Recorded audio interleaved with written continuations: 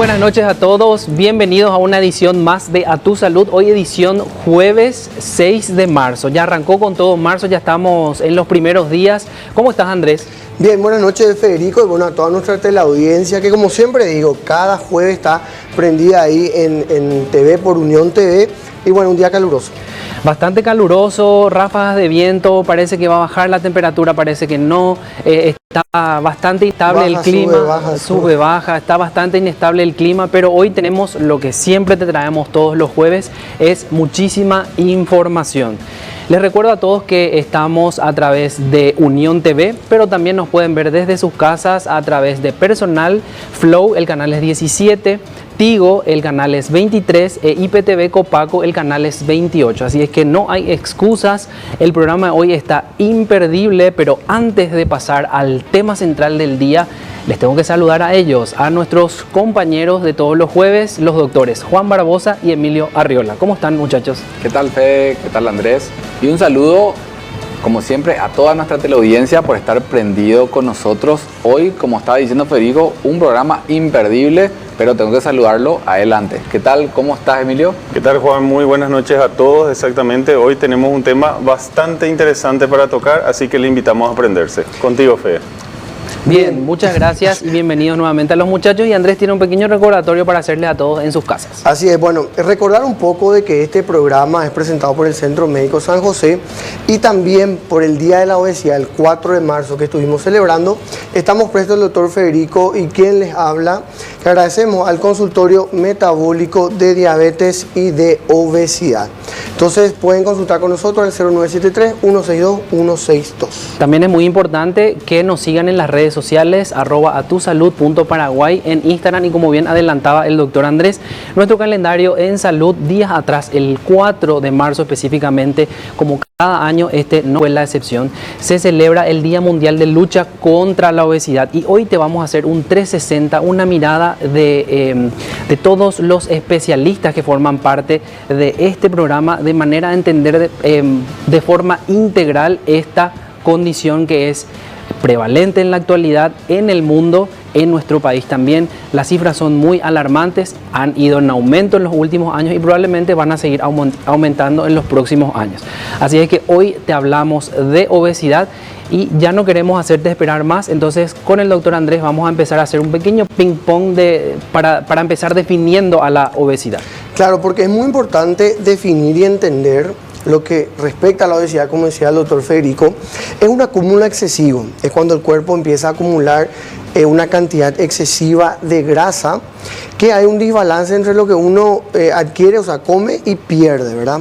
Pero también, como decíamos antes de iniciar el programa, depende mucho de dónde está localizada esta grasa, Federico, sí, porque no es lo mismo de que yo me empiece a pesar y empiece a subir de peso, pero ¿qué es lo que realmente subo? Si subo agua, músculo o inclusive grasa. Entonces, poder hacer este diagnóstico del acúmulo excesivo de grasa del cuerpo. Por muchos años ese número en la balanza fue muy importante. Después vino el índice de masa corporal, que hacía una relación entre los kilos con la estatura. Pero hoy en día no solamente es importante el número, sino, como bien decías, la distribución de la grasa a nivel de nuestro cuerpo, la cantidad de grasa que tenemos, y han quedado o van quedando en el pasado algunos conceptos. Ya nos vamos perfilando hacia lo que va a ser el futuro del diagnóstico de esta condición. Así es, bueno, para todos los que nos están viendo en sus casas, ustedes pueden hacer un cálculo para saber si están en exceso de peso.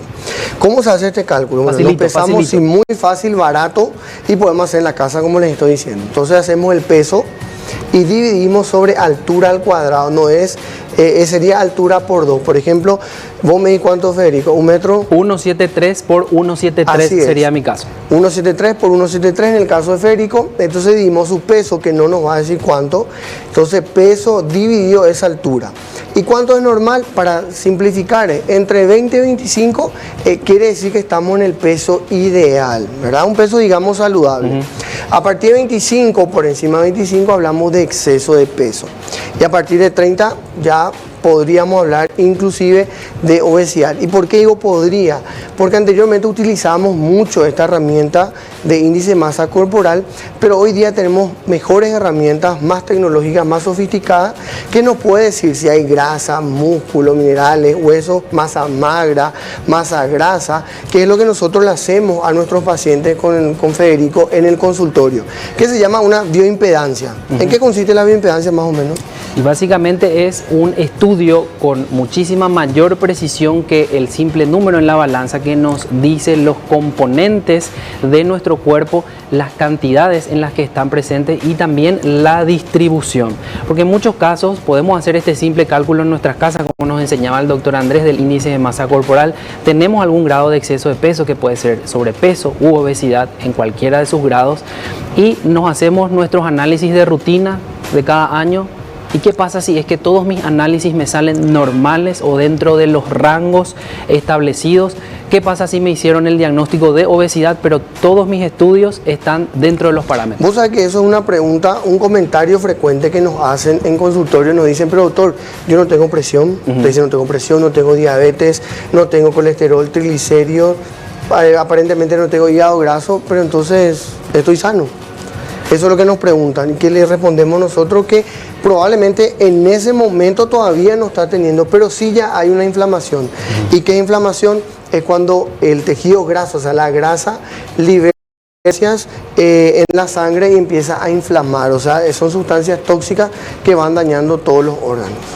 Y por mucho tiempo se utilizaba una frase para describir a este grupo de pacientes, que era el de obesos metabólicamente sanos, pero hoy en día eso ya pasó de moda, ya no se recomienda su utilización, porque en ningún caso la obesidad o una persona que padece esta condición puede ser considerada sana, porque es la madre de una infinidad de enfermedades, y en muchos de los casos esta enfermedad ya comienza en la niñez.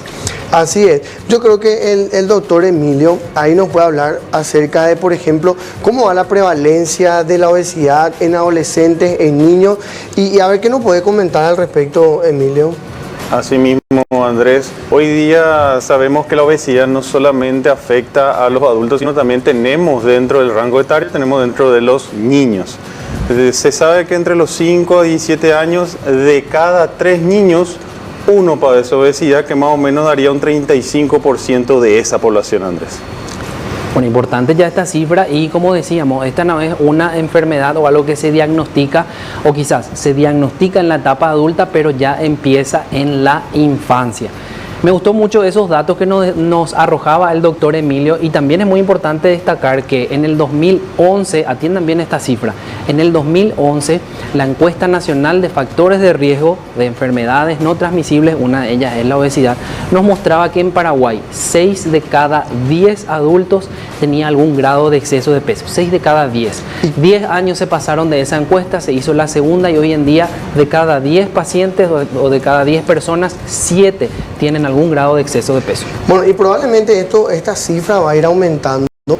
Y paradójicamente, ¿qué significa esto? Que medio ilógico es porque seguimos haciendo más educación, tenemos más herramientas, tenemos medicamentos, tenemos la cirugía, pero esto va a ir creciendo la obesidad porque hay varios factores que hoy en el tema central vamos a estar hablando. ¿Cuáles son los factores que realmente influyen para que una persona tenga obesidad?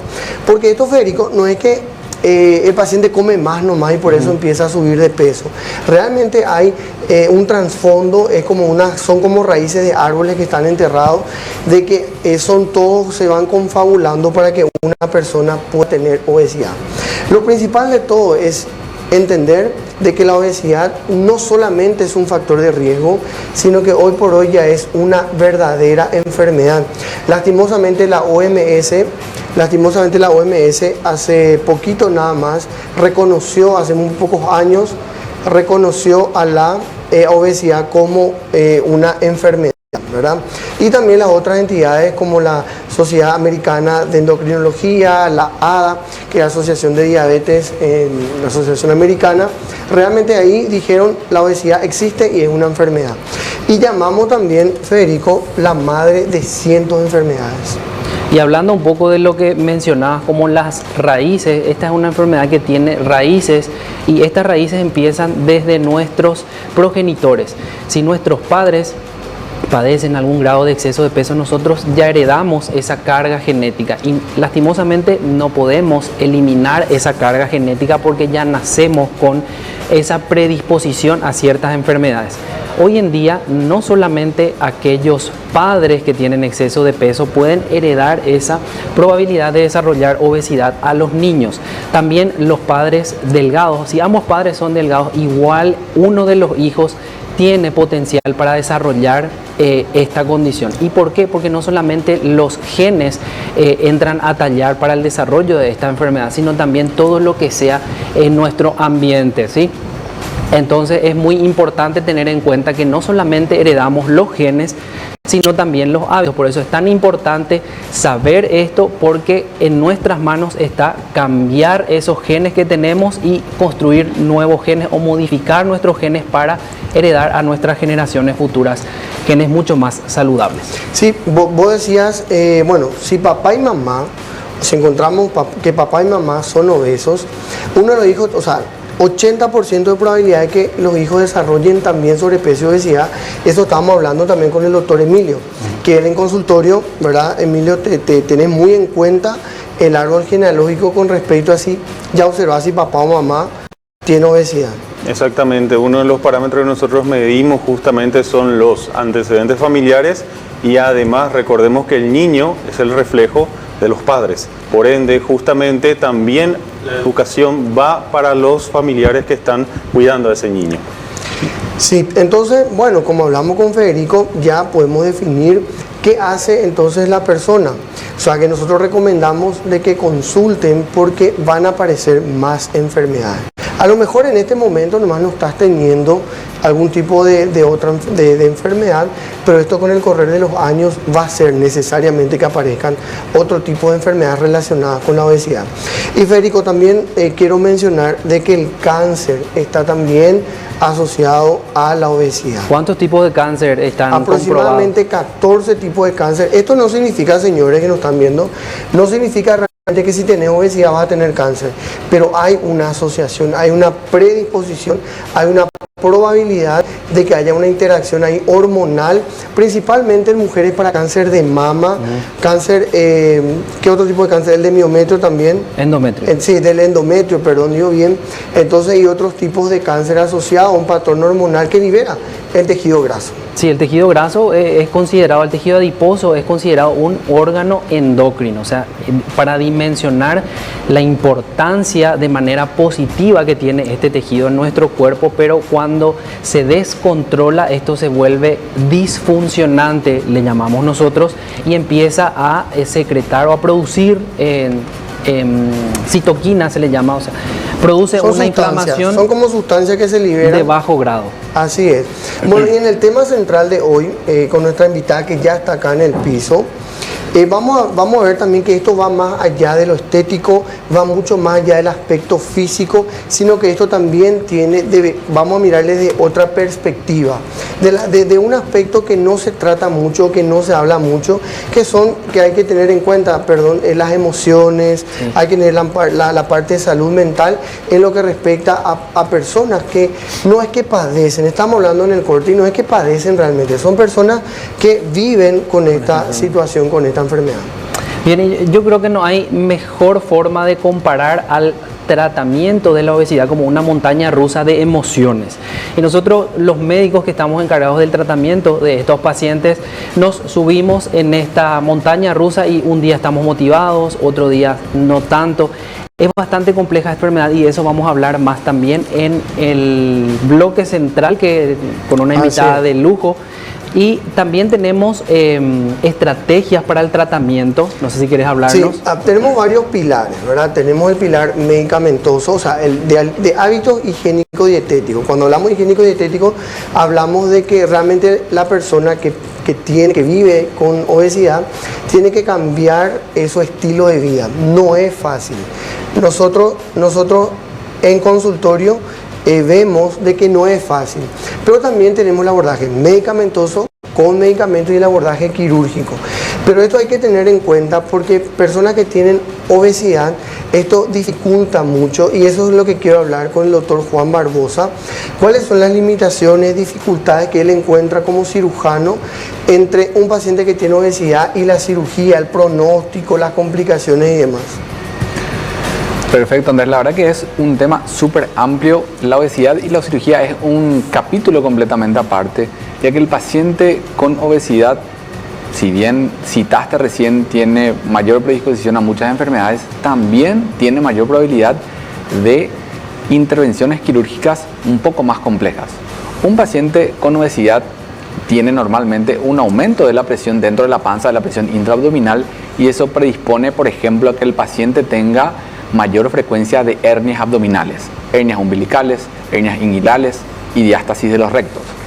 Estas cirugías no solamente tienen que ver en cuenta un aumento de la predisposición a tenerlas, sino el hecho de operar un paciente con obesidad lo vuelve también un poco más dificultoso.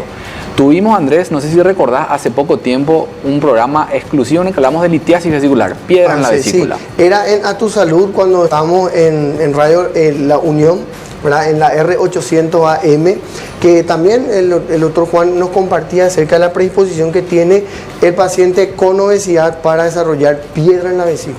Cuando hablamos de eso, incluso trajimos al doctor Miguel Ferreira hace muy poco a hablar de litiasis vesiculares, de vuelta en ese tema, y nos hablaba de que la obesidad era uno de los factores fundamentales, ya que se producía una alteración en el metabolismo de las grasas y eso favorece a la mayor probabilidad de tener piedras en la vesícula y todas las complicaciones que eso conlleva. Pero no es solamente tener las piedras en la vesícula, el hecho de la obesidad hace que la cirugía sea técnicamente más dificultosa y evidentemente eso conlleva a que también pueden presentarse mayor complicaciones dentro de la cirugía. Otra de las situaciones que se presta también, que por ahí no lo hablamos mucho, es el reflujo gastroesofágico. El reflujo gastroesofágico es el contenido que está en el estómago, tiende a ir hacia arriba, entiéndase hacia el esófago, como citaron bien ustedes, predispone también a mayor probabilidad de un tipo de cáncer, que es el cáncer de esófago. Y es muy frecuente el reflujo. Para que la gente entienda nada más, los síntomas principales empieza a sentir como que le quema acá detrás del esternón, ¿verdad? Que es esta parte, y eso podría ser reflujo gastroesofágico. Juan, nos hablaste acerca de la diástasis. Explicar un poquito qué significa diástasis y si esto vos es frecuente, porque recordar un poco que el doctor Juan Barbosa es especialista en todo lo que es pared abdominal, que es esto, y él hablaba sobre diástasis abdominal. La diástasis de los rectos abdominales es la separación de los músculos rectos. En el abdomen, como ven, la persona musculosa, el doctor Fariña, por ejemplo, que tiene todos los abdominales marcados, entonces en las diástasis y los rectos se produce una separación, hay un espacio entre esos músculos y eso genera una suerte de bulto en la línea media, el abdomen se ve abombado, entonces cuando uno levanta la cabeza o cuando está acostado, simula justamente una aleta de tiburón, ¿sí? Entonces, si uno ve eso, tiene una diástasis abdominal. Otra cosa importante, Andrés, que estaba comentando con Emilio, fue que la obesidad genera no solamente un problema técnico a la hora de la cirugía, sino muchos de los pacientes vienen a la consulta y me dicen, doctor, yo tengo una hernia, yo quiero que me operes, mañana quiero que me operes.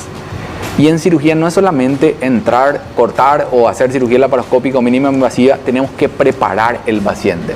Y te comentaba, Emilio, que eso hace que yo retrase mi cirugía, porque si yo opero un paciente obeso sin prepararlo, ¿qué va a pasar? Se va a volver a herniar. Y mi cirugía puede terminar técnicamente bien, pero al un mes o a los 2 meses el paciente se vuelve a herniar o apenas haga un esfuerzo físico por el aumento de la presión intraabdominal, tiende a tener también más complicaciones. Entiendo, Juan. Y en ese aspecto justamente también que estás mencionando, toda cirugía nosotros sabemos que puede complicarse. En un paciente que tiene obesidad, ¿esto puede aumentar más o no tiene nada que ver? En cuanto a complicaciones o cambios de una cirugía, si bien toda cirugía se puede complicar, el doctor Fariña nos estaba diciendo al comienzo que hay mucho tejido adiposo.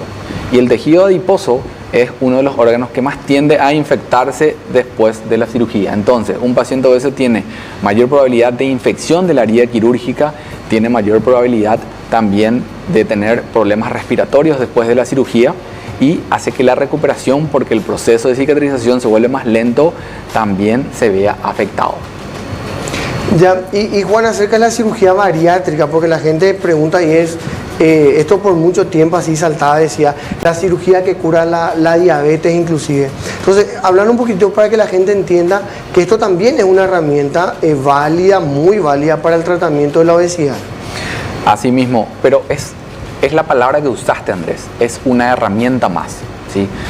Lo que tiene que entender la gente que la cirugía no es una solución mágica. La cirugía es uno de los elementos que utilizamos con los cambios del estilo de vida, con los cambios de dieta.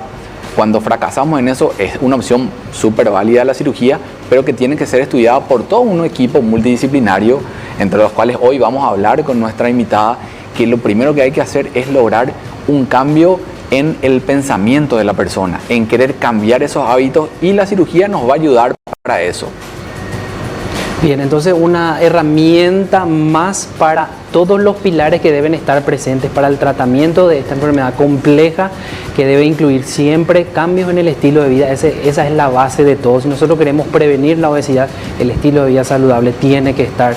Si nosotros queremos tratar la obesidad, tiene que estar el estilo de vida saludable. Y luego tenemos más herramientas como medicamentos e incluso opciones quirúrgicas como la cirugía bariátrica.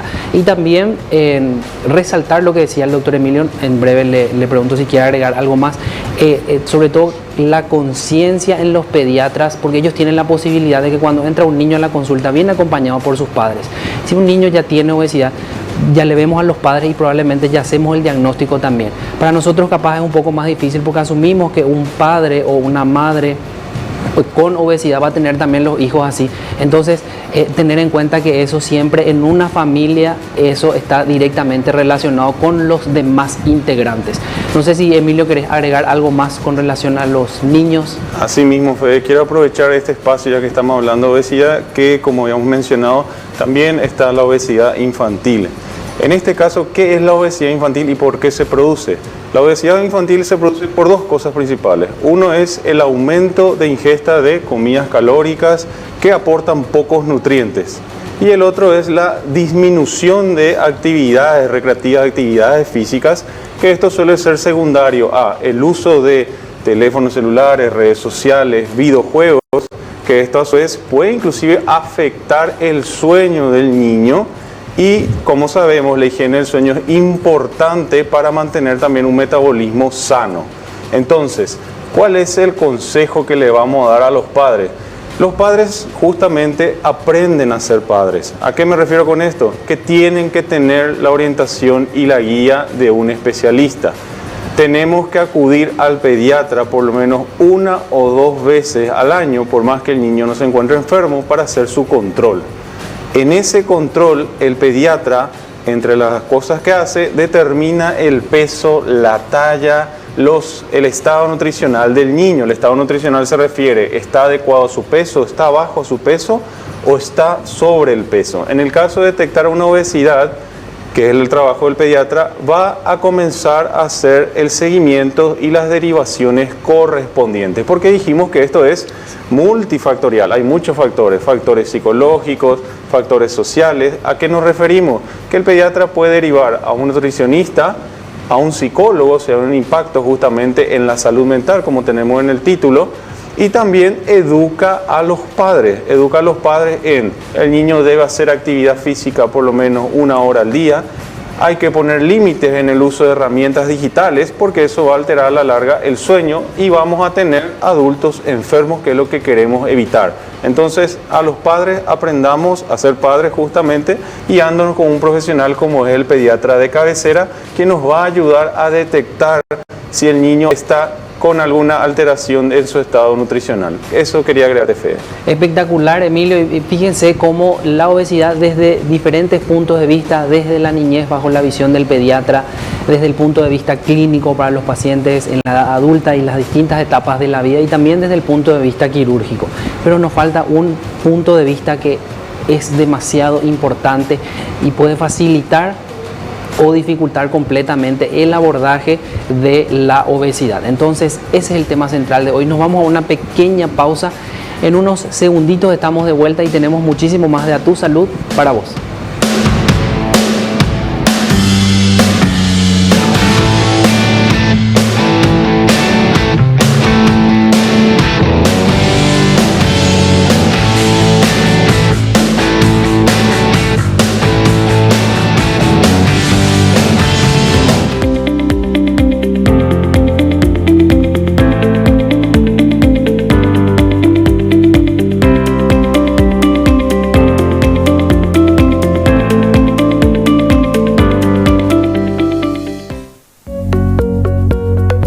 En el Centro Médico San José, tu salud es nuestra prioridad. Al servicio de la comunidad, ofrecemos atención médica integral en consultas ambulatorias, internaciones y cirugía, desde la primera consulta hasta los cuidados más avanzados en nuestro quirófano de última tecnología. Te brindamos un equipo de especialistas dedicados a tu bienestar. Aquí encontrarás la atención personalizada que mereces, con el compromiso y la excelencia que necesitas para cuidar tu salud y la de tu familia. Contactos al 0985 68 88 87 en la Ciudad de Limpio. Sabemos que vivir con diabetes o enfrentar el reto del sobrepeso no es fácil, pero no tenés que hacerlo solo. El doctor Federico Fariña y el doctor Andrés Jiménez te ofrecen un enfoque personalizado para el control de la diabetes, el manejo del peso, alteraciones del metabolismo, combinando nutrición, actividad física y los últimos avances médicos, porque tu salud metabólica es clave para una vida plena y activa. Te ayudamos a recuperar el control de tu bienestar. Consultorio metabólico de diabetes y obesidad. Tu salud, nuestra misión. Teléfonos 0973 162 162.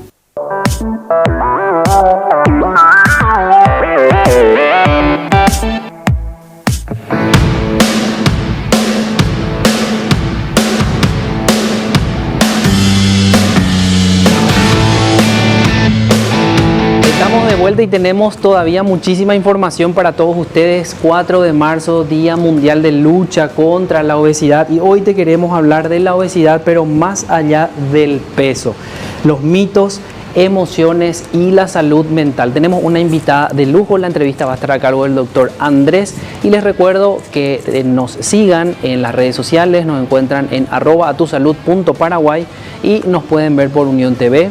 Tigo, el canal es 23, Personal Flow, el canal es 17, y PTV Copaco, el canal es 28. Así es que listas las recomendaciones del día. Vamos con el doctor Andrés para que nos presente a la invitada de lujo que tenemos. Bien, bueno, gracias Fede. Estábamos hablando entonces en la primera parte del programa lo que respecta a obesidad, concepto, definición, abordaje. ¿Qué significa abordaje? ¿Cómo tratamos del aspecto médico, de la parte quirúrgico, como habíamos hablado con el doctor Juan Barbosa, que es cirujano? Pero ahora vamos a tratar un tema no es lo no menos importante, sino que yo creo que es uno de los más importantes, que es el abordaje biopsicosocial, o sea, el aspecto más emocional, y hablamos de salud mental. Entonces, para eso tenemos una súper invitada. ¿Cómo estás, licenciada? ¿Cómo estamos? Muchísimas gracias por la invitación. Ya, bueno, en segundito estamos ya con ella, pero antes quería hacer un pequeño, una introducción al respecto, porque vamos a estar derribando mitos sobre esto, y cómo las emociones y cómo la parte psicológica afecta o ayuda a la obesidad. Entonces hoy nos acompaña la licenciada en psicología. Ella es Liz Aguiar, ya una conocida, muy conocida en el área de la obesidad, y tiene muchos años de expertise en esto. Ella es jefa del servicio de psicología del Hospital INGAVI del Instituto de Previsión Social. Bienvenida, licenciada. Muchísimas gracias. La verdad que estuve escuchando las explicaciones que estuvieron dando previamente en cuanto a lo biológico y todas las complicaciones que pueden surgir en cuanto a la obesidad. Entonces, nada más tenemos que un poco complementar, ¿verdad? Que la parte psicológica afecta directamente, claro, sobre el momento de la elección de comida saludable, ¿verdad? Hay factores como la ansiedad, la baja autoestima, la depresión, ¿verdad?, que hace que una persona tome una decisión en el momento de la elección del tipo de comida que va a ingerir, ¿verdad? Normalmente las personas que sufren con un cuadro de estrés, por ejemplo, o de ansiedad, su nivel de cortisol obviamente está un poco elevado, entonces eso hace que la persona tenga como una necesidad de generar dopamina. ¿Y qué hacen? Entonces eligen un tipo de comida que es un poco contenido en grasa, azúcar, ¿verdad? Entonces eso como que hace que de manera automática genere un nivel de dopamina que haga que la persona pueda lograr un equilibrio en ese momento. Entonces, eso es uno de los factores principales. Más importante inclusive. Claro, cuando uno sufre de estrés, ¿verdad? O con un tipo de ansiedad, ¿verdad? Entonces, eso es básicamente cuando la persona es diagnosticada con esa patología. En cuanto a la depresión, la persona que está con cuadro depresivo generalmente busca es como que se mantiene aislado, no quiere salir, no le gusta socializar, entonces incluso tiene también una ingesta como atracones, ¿verdad? En cuanto a la comida, y es como que no le muestra mucho interés al tipo de elección de comida en cuanto a calidad, ¿verdad? Que pueda generar un bienestar en ella, ¿verdad?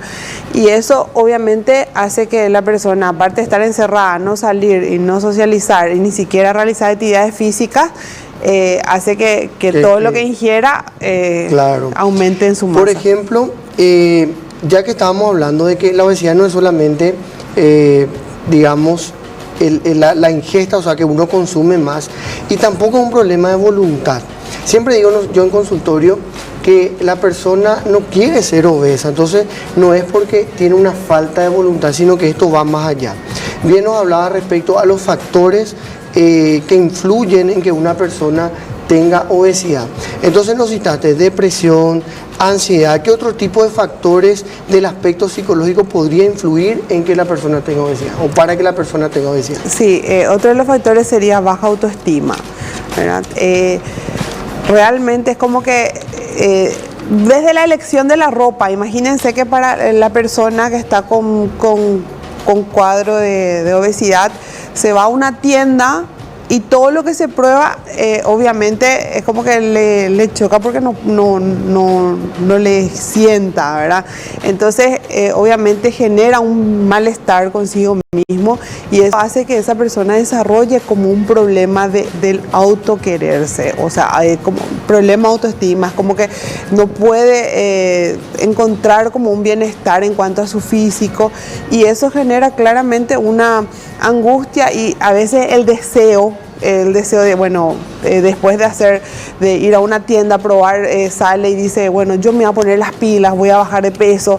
Es como que siente un cierto grado de estímulo, pero como lo hace de manera así repentina, tampoco es sostenible en el tiempo, ¿verdad? Porque puede ser que te haga una semana, 2 semanas, pero después encuentra una dificultad, ya sea emocional o algún otro factor de estrés o situaciones ambientales que hace que la persona de vuelta baje la guardia, ¿verdad? Y vuelva al mismo problema. Así es. Bueno, vivimos en una sociedad muy prejuiciosa donde estigmatizamos mucho a las personas que viven con obesidad. Y esto es influenciado también por redes sociales, por los medios digitales. Y esto como que yo te quería preguntar, ¿cómo esto afecta la estigmatización? ¿Cómo afecta a la persona? ¿Cómo influye en la reganancia de peso o en que el paciente no pueda bajar de peso?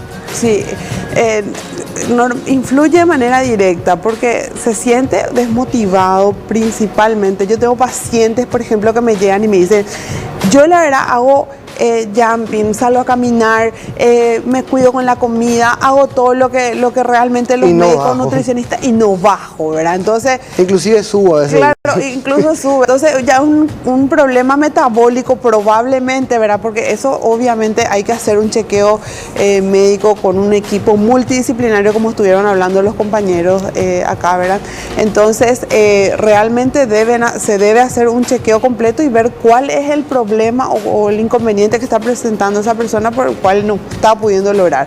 Porque ahí también, o sea, como le digo yo, hacemos un registro de lo que comes, cómo te sentís, o sea, emocionalmente, si estoy ansiosa, con angustia, felicidad, porque también a veces estamos felices y elegimos también, vamos a disfrutar, vamos a festejar y bueno, asado, trae asado con ensalada de papa y un montón de cosas así que de repente en el momento de elegir obviamente genera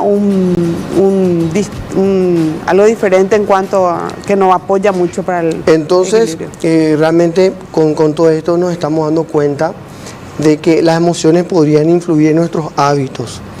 Y como bien decía, si estoy depresivo, estoy ansioso, estoy enojado, estoy feliz, ¿en dónde descargo todo eso? En la comida. Y ahí encuentro probablemente satisfacción, es como que aumenta la recompensa. ¿Cómo podríamos explicar eso de recompensa que el paciente cuando come se siente un poco mejor? Sí, justamente porque pasa que a través de la comida es una de las formas más rápidas de generar dopamina, y la dopamina es la que genera la recompensa o la parte emocional del bienestar. O sea, es como que la dopamina genera el placer en la persona. Entonces a veces al comer así, es como que comiendo genera así un bienestar y obviamente se siente como que logra el equilibrio emocional. Entonces eso hace que esa persona se sienta al instante bien, pero después se queda con la culpa. Hubiera comido. Así es. Bueno, respecto a que más que menos tenemos, como bien decíamos, la prevalencia de la obesidad, de cada 10 personas, 7 tiene exceso de peso. Esto quiere decir que nosotros estamos familiarizados con esta situación, con este factor de riesgo. Tenemos familiares, tenemos amigos, compañeros, y cómo nosotros de este aspecto podemos colaborar y hacer de que realmente no ser prejuiciosos y de que no le afecte tanto como nosotros le miramos a estos seres queridos que tienen hoy obesidad. ¿Cómo podemos ayudarles de este aspecto? Realmente es un factor bastante un poco sensible, más para la persona que sufre obesidad, porque para la persona, o sea, nadie quiere estar en esa condición. O sea, evidentemente tienen factores, ya sea biológico, por la parte de heredabilidad o por una situación emocional que haya llevado al descontrol, ¿verdad? Claro que todo tiene un proceso, un trabajo en el que uno puede seguir los tratamientos y también tener un descenso, ¿verdad? Pero nadie está en esas condiciones porque tipo, soy feliz siendo gordita, ¿verdad? O estoy feliz. O sea, eso no es verdad. O sea, cuando alguien, personas que tienen un poquito de exceso de peso, dicen yo soy feliz con mi cuerpo. Claro, o sea, eso es como que es como que un autoconvencimiento, ¿verdad? De que yo me siento bien. Y dentro de todo le ayuda a llevar una vida emocionalmente saludable, ¿verdad? O sea, le ayuda a que, es como que diciéndote de manera indirecta, a mí no me importa lo que vos pensás porque yo soy feliz con mi cuerpo y bueno, es una decisión suya. Pero es como un mecanismo de defensa y de protección psicológica. Justamente eso te quería preguntar en cuanto a los desafíos y estigmas. Nosotros estábamos hablando acerca del índice de masa corporal. Decíamos con el doctor Federico de que un índice de masa corporal saludable sería entre 20 a 25 según el cálculo que dije. Pero ¿cómo hacemos o cómo se sienten las personas que no pueden encasillarse en ese índice de masa saludable y realmente superan ese número y cómo se sienten respecto a eso? Porque hablamos del objetivo del peso ideal y no están llegando a ese peso. ¿Cómo se sienten? Realmente bastante mal. Convengamos que se van a las consultas, las sillas mismas de los consultorios o en el colectivo te subí y el asiento, es como que obviamente genera un malestar, ¿verdad?, emocional para la persona y una incomodidad que afecta directamente a su autoestima, afecta, o sea, directamente, sí. como decía, ¿verdad? Entonces, yo creo que de nuestro aspecto es recomendable forzar a que llegue al peso ideal o realmente ir viendo que cambie su estilo de vida conforme va pasando el tiempo. Así mismo, lo ideal es que haya un cambio en el estilo de vida en cuanto a la elección de la alimentación que va a ingerir. Hay muchas recomendaciones, ¿verdad?, que nosotros siempre trabajamos con los pacientes, principalmente que debe acostumbrar a hacer actividad física, salir, socializar, eso le va a ayudar mucho a su bienestar emocional y a tener un equilibrio emocional principalmente, porque realmente la persona que no está en condiciones físicas generalmente tiene afectada la parte emocional, entonces ayuda bastante. Entonces el hecho de comer, es como mindfulness, ¿verdad? Al momento de utilizar esa técnica al momento de comer. ¿En qué consiste? Es comer, ¿verdad? Despacio, sentir el sabor de la comida y como la información desde la ingesta de la comida. O sea, comer consciente, como siempre decimos, ser consciente y alimentar esa relación con la comida. Así mismo. La información del cerebro, o sea, a nivel, una vez que nosotros ingerimos la comida, llega al estómago más o menos en 20 minutos, llega la información al cerebro de que vos estás en proceso saciado, ¿verdad? Entonces, esa es la dificultad que sufren las personas que están, por ejemplo, ansiosas y empiezan a comer de manera compulsiva, ¿verdad? Le llamamos atracones, como que comer sin límites, y esos 20 minutos puede estar comiendo sin parar, llega como que llegan los 20 minutos, sentís, el cerebro recibió la información y ahí es como que te sentís saciado, pero vos tenés la comida, o sea, está hasta el cuello, ¿verdad? Como que ni siquiera podés digerir, el proceso de digestión otra vez mucho más pesado y obviamente eso genera acumulación de grasa dentro del cuerpo. Ya, la licenciada atiende, hace consultor en el IPS en Gavi, también nos contaba que en un sanatorio privado. Contanos, licenciada, tu experiencia de cómo el abordaje en consultorio con estos pacientes, con personas que viven con obesidad y vos que estás día a día con estos pacientes. Bueno, lo primero, realmente a una evaluación psicológica, a un control, ver cómo está su estado emocional, si no sufre estrés, ansiedad, depresión, sea la patología que pueda presentar. Entonces, una vez que yo me encuentre con ese diagnóstico, empiezo a trabajar de acuerdo a la patología que presenta. En cuanto a la parte emocional, hay un tipo de terapia que se llama terapia cognitivo-conductual, que es una técnica que nosotros utilizamos para resolver los problemas, ya sea de cualquiera de los diagnósticos que le mencioné anteriormente. Entonces, una vez resuelto, hacemos como un proceso también dentro del proceso alimentario. También tenemos esa misma técnica que ayuda mucho a que la persona tenga un cambio de vida saludable y en la elección de la comida. Sí, si nos puedes ayudar, licenciada, respecto a no juzgar, no ser prejuiciosos con personas que tienen obesidad y ver como una condición, una enfermedad y no como un castigo. ¿Cómo el paciente llega, siente que es un castigo, siente culpa, como de repente mencionaste, y cómo, en base a tu experiencia, qué es lo que expresan los pacientes? Y ellos expresan tristeza, o sea, realmente me dice, yo me siento impotente, yo no quiero estar así, a mí me encantaría bajar de peso, yo hago de todo, procuro, y es como que lo único que quiero es sentirme saludable, porque convengamos que una vez que está con un sobrepeso, ya hay enfermedades que empiezan, la presión alta, la diabetes, que va un poco también complicando la salud del paciente. Entonces como que busca alternativa pero no logra. Entonces esa frustración que siente ese paciente no se imaginan, o sea, realmente esa persona sufre, pasa mal. Entonces aprender a empatizar y entender de que nadie está en esa condición porque quiere realmente y no es su culpa. Puede ser problemas metabólicos, puede ser, o sea, varios factores son los que llevan a que la persona esté en esa condición. Entonces tratar de empatizar y entender de que realmente su condición no es porque esa persona quiere, y tratar de ser un poco, cuidar en los detalles o los comentarios que hacemos para no herir su susceptibilidad. Así mismo. Bueno, yo que hago mucho la parte de obesidad consultorio, me recordabas cuando decías que el paciente sufre y quiere cambiar. Realmente yo le digo en consultorio con que el hecho de que estés acá sentado ya habla mucho de vos. Eso quiere decir estás pidiendo ayuda porque ya no podés solo. Y hay que entender que es una enfermedad y que realmente no es su culpa. Ellos llegan al consultorio con mucha esperanza, llegan con mucha ilusión, con muchas ganas de cambiar esa condición, y esto debe ser un enfoque multidisciplinario. Y acá estamos viendo la importancia del aspecto emocional. Sí, así mismo.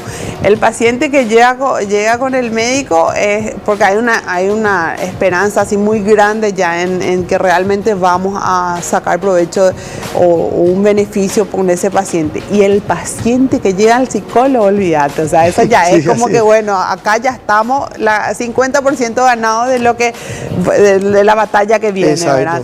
Porque realmente cuando llega al psicólogo es porque ya va con nutrición, ya va con el médico, o sea, ya está haciendo el circuito que obviamente hace que esto sea y la verdad que si haces y sos disciplinado, lográs.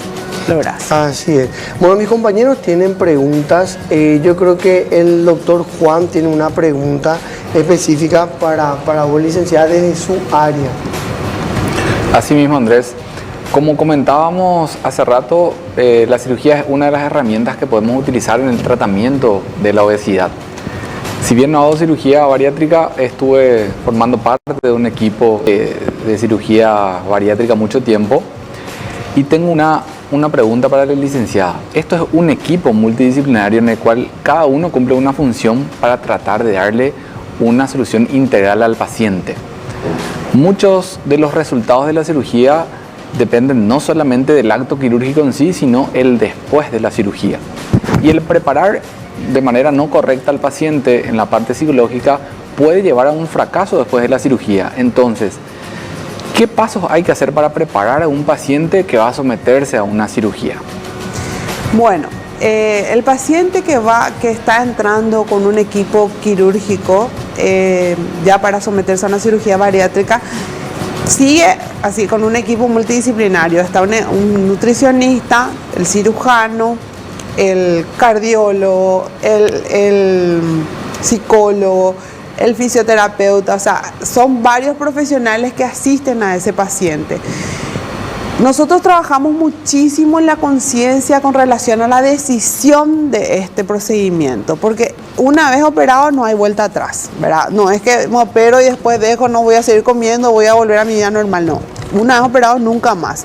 Entonces lo que nosotros trabajamos básicamente es un proceso desde antes de la cirugía, hay un proceso previo donde se le prepara al paciente. Primero la nutricionista hace una reducción en cuanto al tipo de calorías que el paciente va ingiriendo. Nosotros los psicólogos vamos preparando, evaluando su condición, si esa persona va a tolerar esa cirugía, porque es como una cirugía compleja, de alta complejidad, no es una cirugía pequeña, ¿verdad? Entonces obviamente tenemos que ver si el paciente va a poder sostener con el perfil de personalidad que esa persona tiene.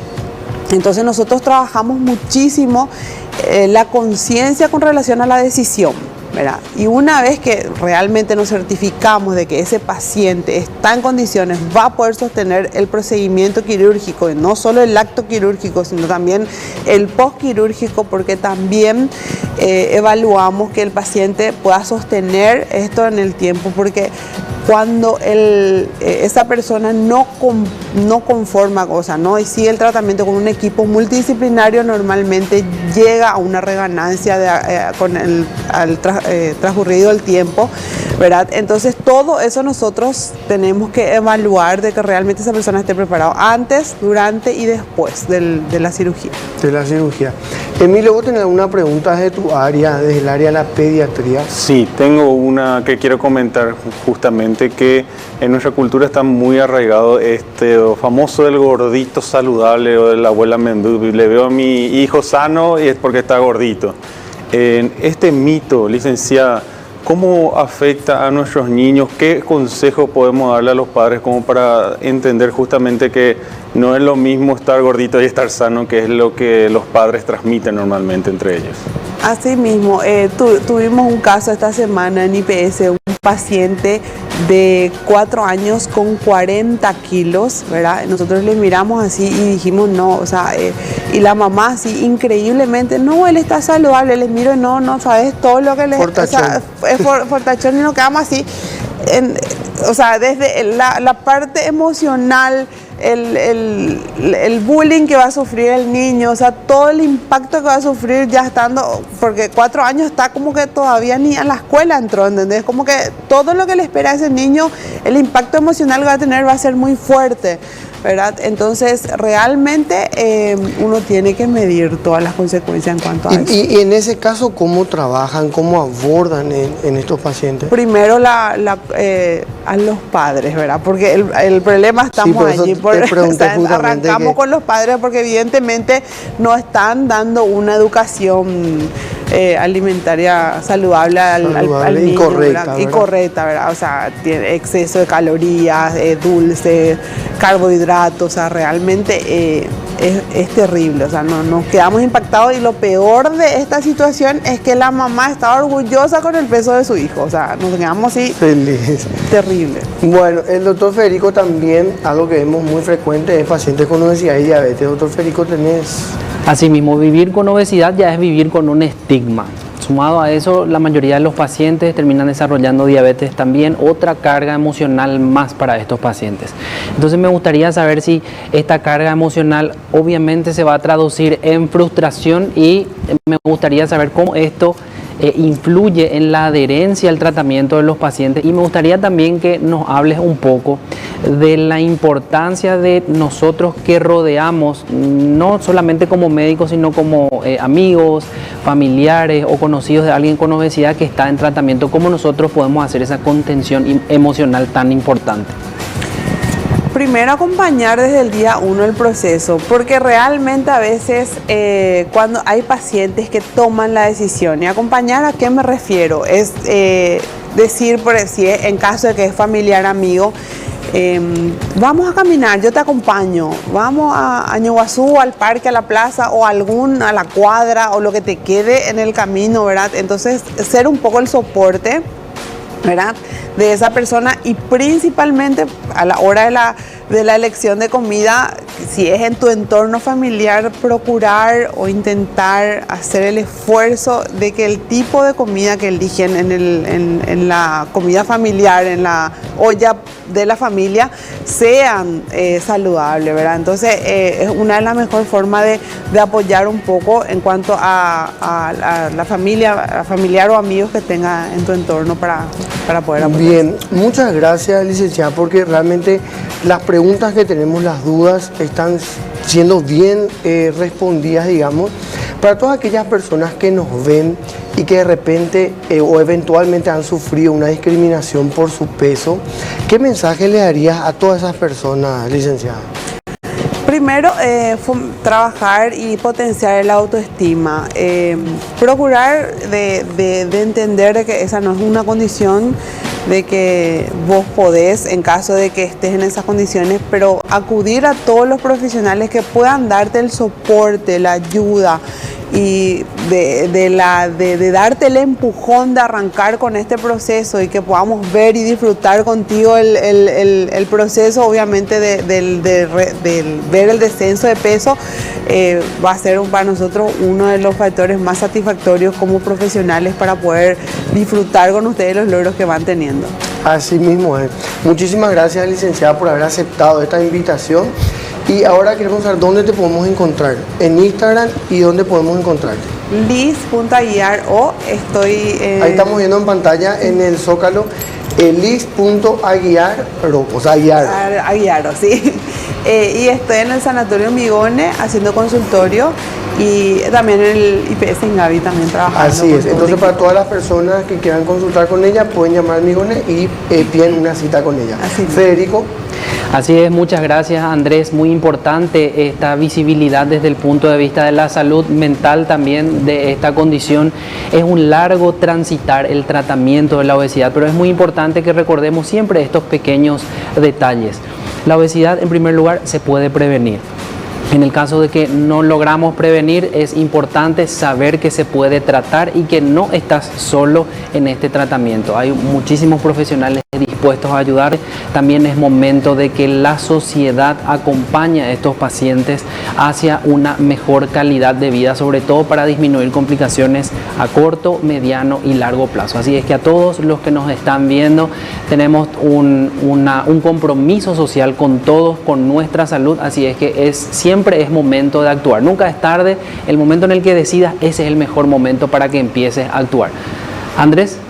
Sí, yo también quería dejar un mensaje final de que si hoy sentís que estás en exceso de peso, de que si es que de repente ya estás en un rango de obesidad, no dudes en consultar.